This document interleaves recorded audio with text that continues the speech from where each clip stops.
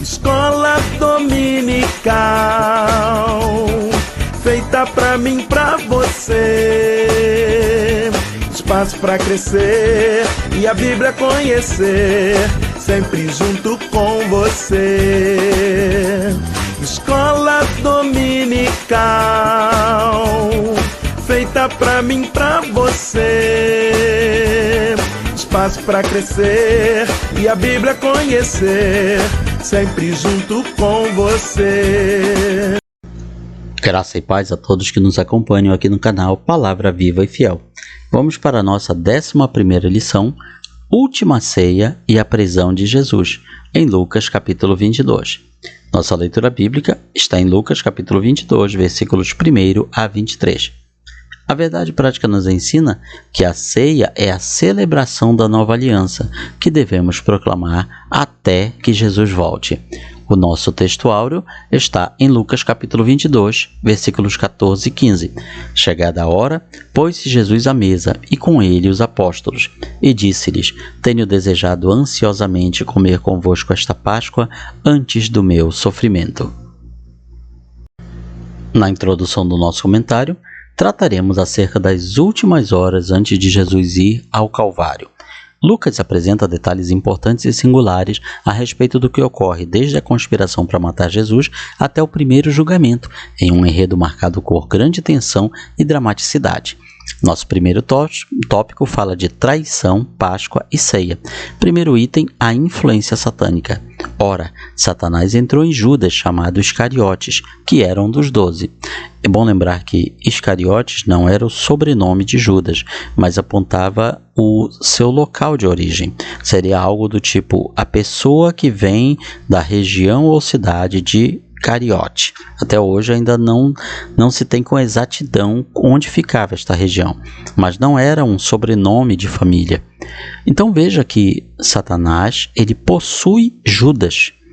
Judas é quem trama toda a armadilha ou esquema para que Jesus seja entregue de uma forma escondida, sutil, sem que o público veja, num momento ali, num local em que as multidões não estavam perto de Jesus. Veja que comumente se pensa que quando Satanás entra numa pessoa, ela cai ao chão, ela revira os olhos, ela fica cheia de força sobrenatural. Sim, isso acontece. Porém, neste caso, nós vemos que a possessão satânica ela pode acontecer de outra forma também. Judas não apresenta nenhum desses comportamentos. Ele se comporta normalmente.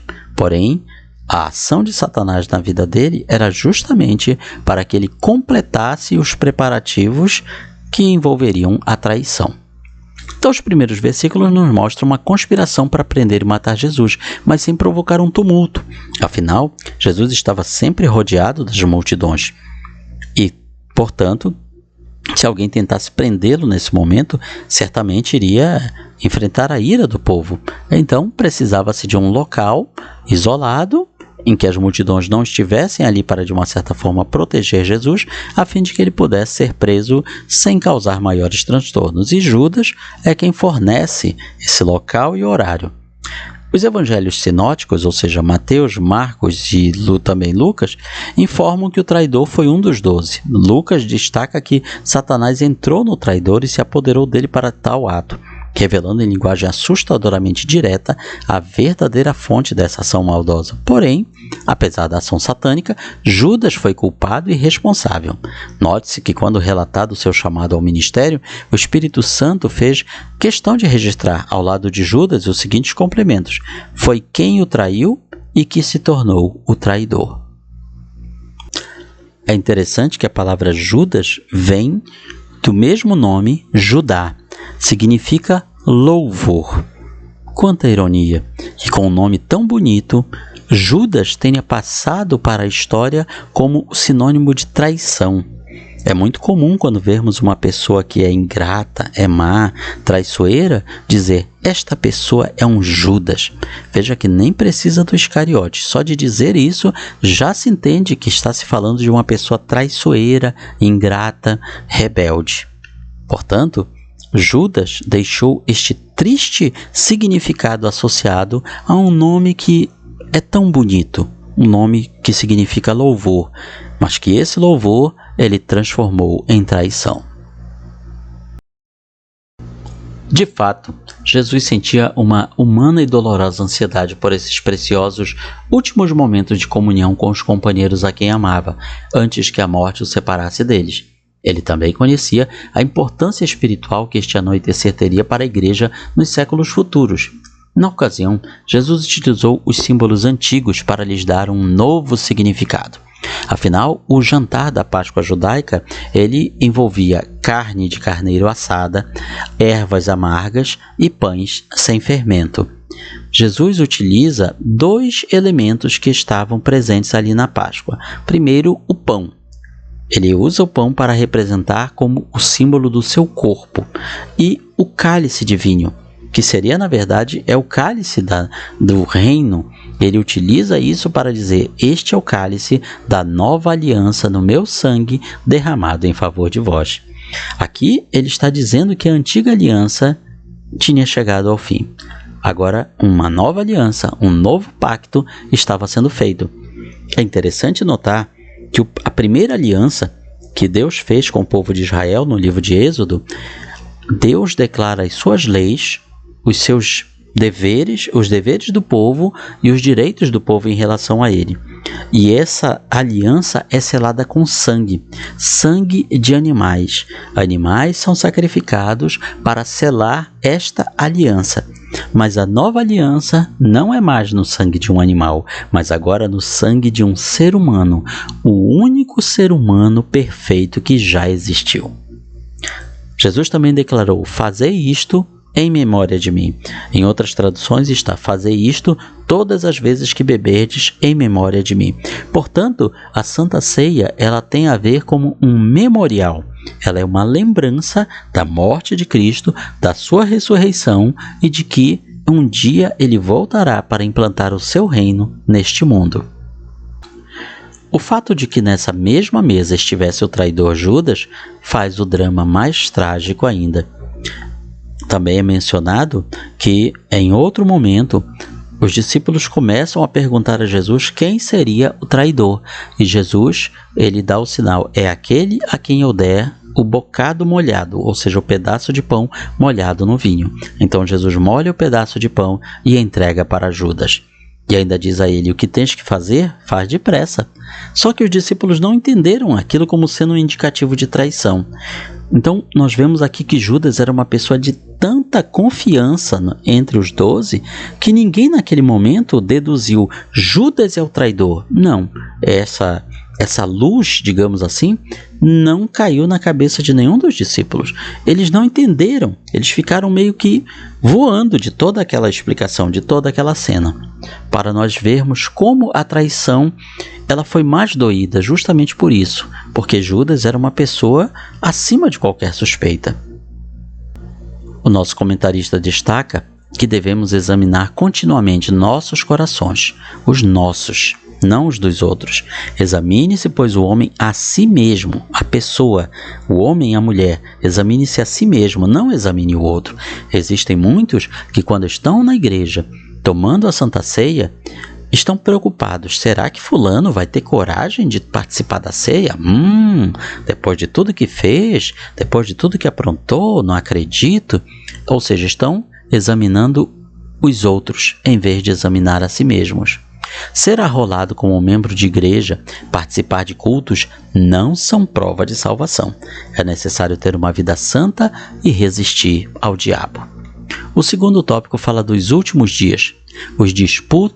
A disputa dos discípulos entre eles suscitaram também entre si uma discussão sobre qual deles parecia ser o maior. Por que isso acontecia? Porque apesar das impactantes lições de amor e renúncia, todo o tempo ministradas por Jesus através de palavras e ações, os discípulos ainda não tinham entendido o que iria acontecer. Para eles, Jesus iria implantar um reino material naquele momento, derrotar os romanos, expulsar os romanos e transformar Israel numa grande nação, numa grande potência. Portanto, eles estavam disputando entre si qual mereceria os melhores locais neste governo, as melhores posições. Vamos lembrar que Tiago e João, por exemplo, usaram da própria mãe para pedir a Jesus que eles fossem o seu braço direito e o seu braço esquerdo no seu novo reino.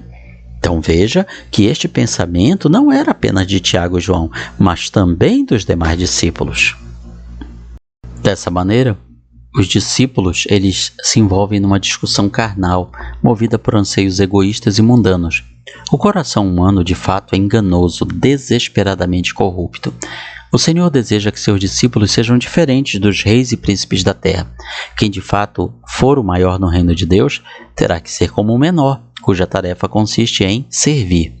O Senhor não apenas exige humildade, mas a inspira através de seu próprio exemplo. Infelizmente, no nosso meio cristão, quantas falsas humildades nós vemos hoje em dia. Quantas pessoas que se dizem cristãos e alardeiam: eu só quero servir, eu só quero carregar a mala do pastor, eu só quero limpar o chão onde os outros pisam. Isso não é servir, isso não é humildade, isso é uma hipocrisia. Isso é uma forma disfarçada de orgulhar-se. E Deus não leva isso em conta. Deus conhece quem realmente o serve. Deus conhece quem realmente serve a igreja. Deus conhece quem é realmente humilde. Se alguém precisa dizer que é humilde, é porque não é.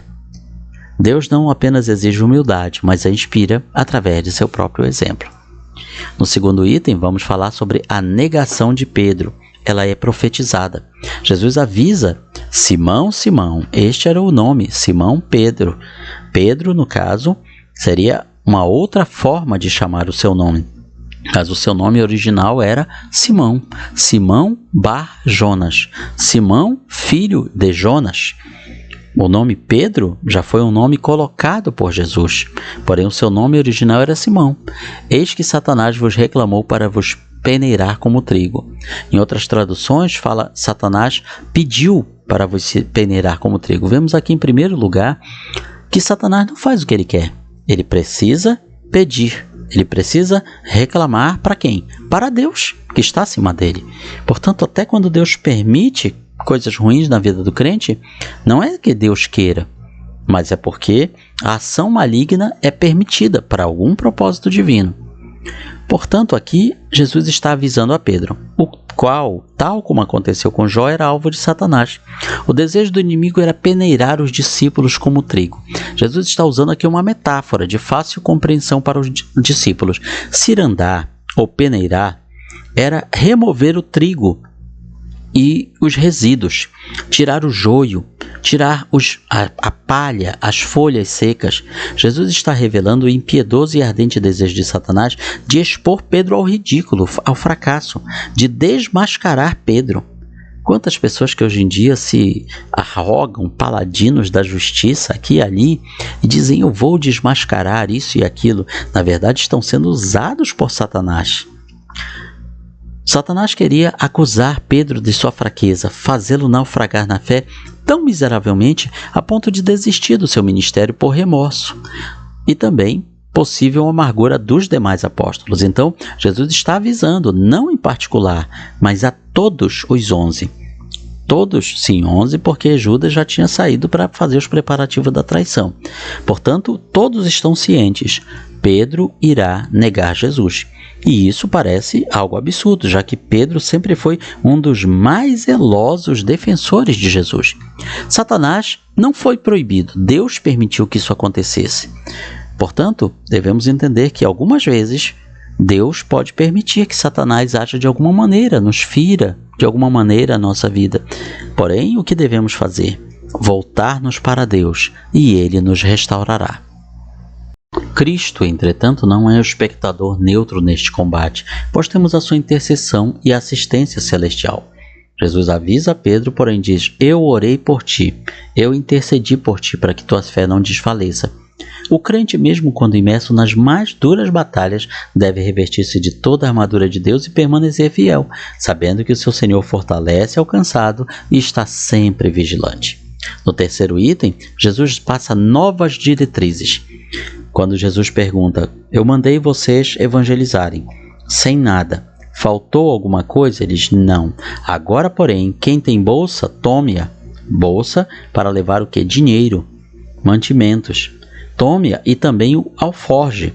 Quem não tem espada, venda a sua capa e compre uma. Quando Jesus enviou os 12 pela primeira vez, lá em Mateus capítulo 10, eles se beneficiaram da popularidade de seu mestre. Por isso, Jesus tinha falado: não levem nada. Vocês serão supridos de todas as necessidades. Além disso, aquela primeira missão evangelística em Mateus capítulo 10, ela acontece no âmbito local, principalmente Judéia, Galileia, regiões, digamos assim, amistosas, regiões hospedeiras, em que os discípulos seriam reconhecidos como judeus e haveriam de se beneficiar da hospitalidade do seu próprio povo. Mas agora eles não vão mais ficar no mesmo local. Agora Jesus os está enviando ao mundo inteiro.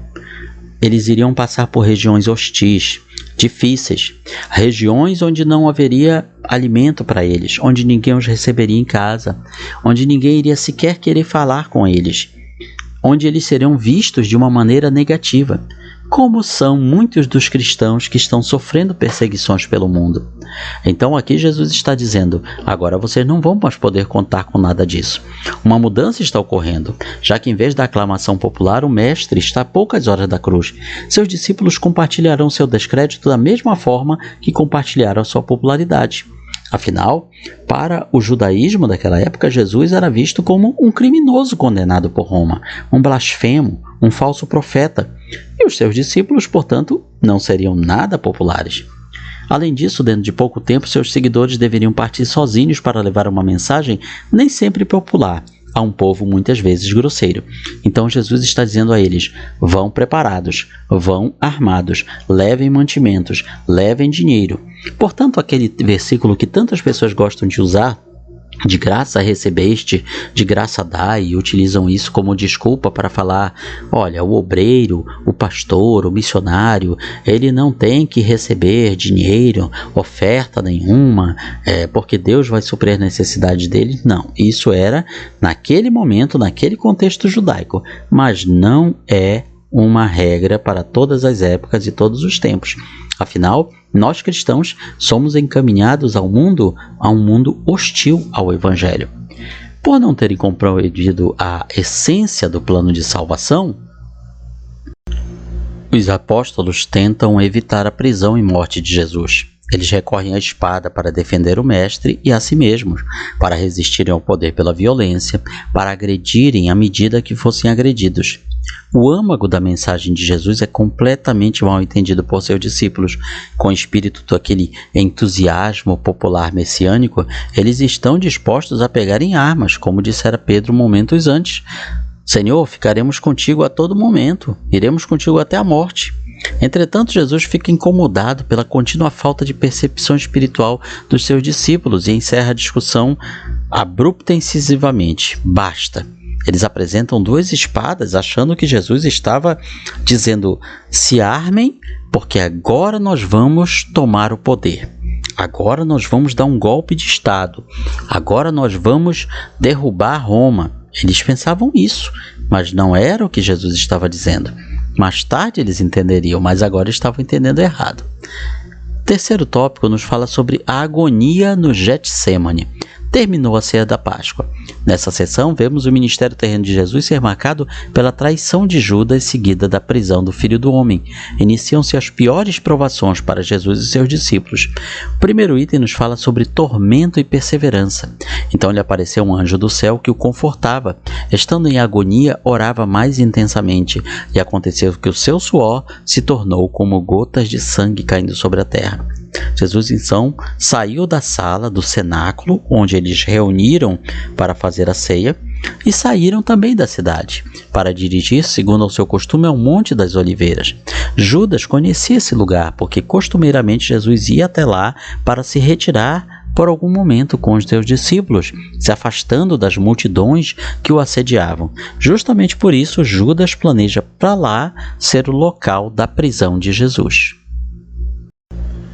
Se o traidor Judas não encontrasse Jesus no recinto da Páscoa, ele sabia que o local mais provável seria o Monte das Oliveiras. Longe do júbilo da cidade na noite da Páscoa, Jesus busca sossego e concentração ao ar livre, orando no local ao qual se dirigira tantas vezes. Há quem afirme que o fato de Jesus ter necessitado de um anjo celestial para fortalecê-lo deve ter aumentado seu senso de profunda humildade. É interessante saber que naquela época era costume as pessoas orarem em pé, mas naquele momento Jesus ajoelhou-se. Ele se rendeu ao Pai de forma completa. Ele sabia a aprovação que viria. Era como se ele dissesse: Pai, eu não tenho forças, me dê forças para passar o que virá. Mateus descreve que ele caiu com o rosto em terra, diante do peso da angústia que o estava esmagando. Ali ele suplicou ao Pai que, se possível, passasse aquele cálice, aquela terrível experiência que viria. Como médico, Lucas não deixaria de registrar o fato de Jesus ter expelido sangue pelos poros durante sua angústia. Esse raro fenômeno físico se chama hematidrose. Sua ocorrência está vinculada a circunstâncias de estresse severo durante os quais há o rompimento dos vasos capilares, os finos vasos sanguíneos sob a pele. Passamos então aqui no segundo item do último tópico, prisão de Jesus e Pedro o nega. Então, voltando-se o Senhor, fixou os olhos em Pedro, e Pedro se lembrou da palavra do Senhor, como lhe dissera: Hoje 3 vezes me negarás antes de cantar o galo. Jesus, segundo parece, foi entregue a um grupo de soldados. Esses soldados estavam incumbidos de levar Jesus para ser julgado perante o Sinédrio, que era um grupo de 72 anciãos, uma espécie de tribunal, uma espécie de STF local, digamos assim, que reunia 72 líderes ou anciãos judeus para julgar os casos menos complexos, e os mais complexos eles levavam ao tribunal romano, no caso ao governador romano Pilatos. Portanto, ali nós vemos já uma grande falha nesse processo de julgamento. O Sinédrio não poderia se reunir naquele momento, afinal, era a festa da Páscoa, durante o qual estavam suspensas as atividades civis. Era como se fosse uma espécie de ponto facultativo. Então, não haveria movimento naquilo que nós chamaríamos hoje de repartições públicas, como o Sinédrio. Já vemos aí uma grande falha neste processo que culminou com a morte de Jesus. Os soldados que prenderam e levaram Jesus ao Sinédrio aproveitaram a oportunidade para se divertir cruelmente. Entenderam que ele era tido por profeta, então lhe tapavam os olhos e desafiavam a dizer: Quem está te espancando? Quem foi que te bateu? Então era uma zombaria do dom profético. Lucas não dá outros pormenores, mas diz que outras ofensas foram acrescentadas a essas blasfêmias. Depois de chegar à casa do sumo sacerdote, Pedro se senta junto a um grupo de pessoas que se aqueciam ao fogo. Nessa atmosfera de comodidade, sua determinação enfraquece e, quase sem perceber, nega por 3 vezes que tenha qualquer relação com Jesus. Nesse momento, o cantar do galo o lembra do aviso. Lucas é o único a acrescentar que o Senhor se voltou para Pedro e o olhou. Ou seja, naquele momento da última negação, Jesus está sendo levado para o Sinédrio. E quando ele é levado, ele olha para Pedro como quem disse: Eu te avisei. O cantar do galo e o olhar do Senhor levantaram no apóstolo amargas lágrimas de contrição por sua tríplice negação. A intercessão do Senhor para que sua fé não minguasse e o seu olhar misericordioso preservaram Pedro do desespero. No terceiro item, vemos aqui o primeiro julgamento que acontece no Sinédrio. Logo que amanheceu, reuniu-se a Assembleia dos Anciãos do Povo, o Sinédrio. Essa assembleia envolvia os principais dos sacerdotes, os escribas, obviamente os fariseus, e ali no Sinédrio ele foi julgado. Os evangelhos não reúnem pormenores acerca do julgamento de Jesus no Sinédrio. Mas parece claro que houve 2 etapas principais. Primeiro, um processo judaico, instaurado pelos principais sacerdotes para que Jesus fosse condenado de conformidade com a lei judaica. Segundo, uma trama para construir uma acusação suficiente para levar os romanos a matá-lo. A questão era essa: qual crime enquadrar Jesus? Um crime que não apenas o prendesse, mas fosse causa de morte, de execução. A sessão da manhã transcorreu de forma semelhante à da noite. Em ambas as ocasiões, Jesus é interrogado, pois esperavam que ele novamente afirmasse ser o Filho de Deus. Consciente do que estava por vir, o Senhor declara diante de todos: desde agora o Filho do Homem estará sentado à direita do Deus Todo-Poderoso. Com isso, ele estava fazendo referência à passagem que é mencionada em Daniel capítulo 7, onde o profeta declara ver um ancião de dias, representa Deus Pai, e um como Filho do Homem à direita dele, assentado para julgar a todos, grandes e pequenos. Então, com isso, Jesus está dizendo: eu sou o Filho de Deus, eu sou o Messias.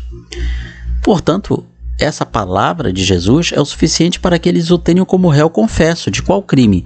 O crime de blasfêmia, que pela lei judaica era punido com a morte.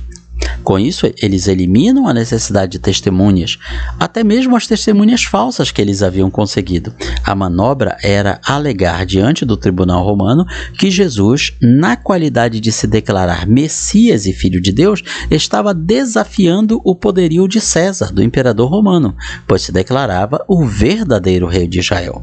Ou seja, com essa confissão de Jesus como Messias e Filho de Deus, ele estava também se declarando como Rei de Israel.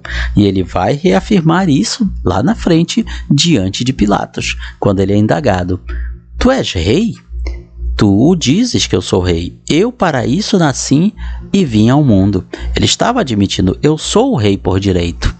Com isso, ele se colocava na condição de rebelde perante Roma.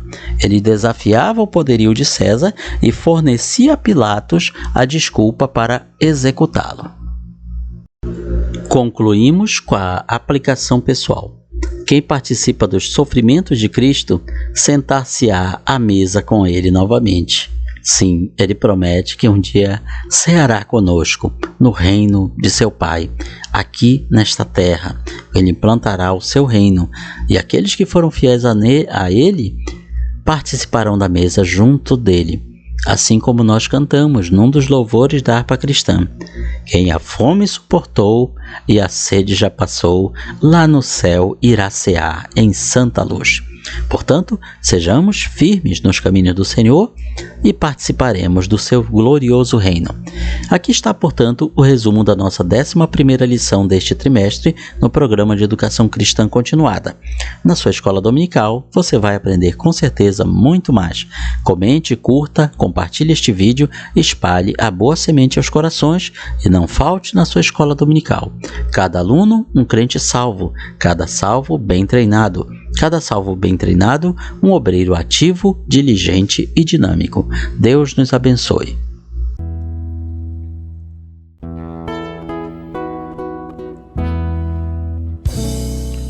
Findou-se o tempo de estudo da escola dominical. Boa lição aprendemos do nosso Pai Celestial. Despede-nos, Jesus Cristo, em tua paz e amor, e nos concede para sempre o teu celeste favor.